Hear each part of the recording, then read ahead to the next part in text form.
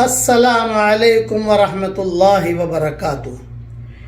جمعہ کے دن جمعہ کی نماز کے بعد سنتوں کے بعد نفلوں کے بعد 7 مرتبہ سورہ اخلاص پڑھ لیجئے، 7 مرتبہ سورہ فلق پڑھ لیجئے، 7 مرتبہ سورہ ناس پڑھ لیجئے، تو انشاءاللہ آئندہ جمعہ تک ہر بری چیز سے، ایکسیڈنٹ سے، بری بیماری سے، غلط خبر سے، ہر برائی سے اللہ تعالی حفاظت کرے گا۔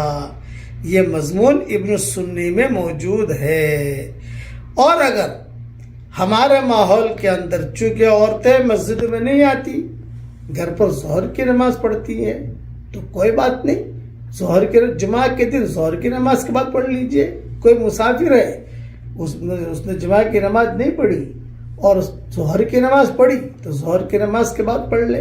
فوراً نہیں پڑھ سکتے تو عصر تک پڑھ لیجئے، عصر تک نہیں پڑھ سکتے تو جمعہ کے دن سورج کے غروب ہونے تک پڑھ لیجئے۔ آپ بس اس کا ٹائم یہ ہے، سورج غروب ہو گیا وہ ٹائم گیا۔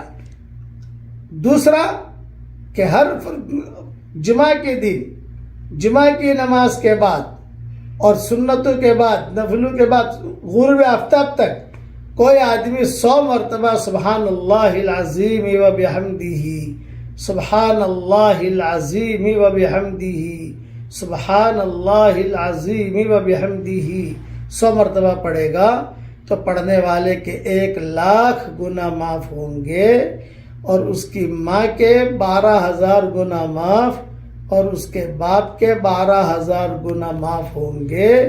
یہ مضمون بھی ابن السنی میں موجود ہے۔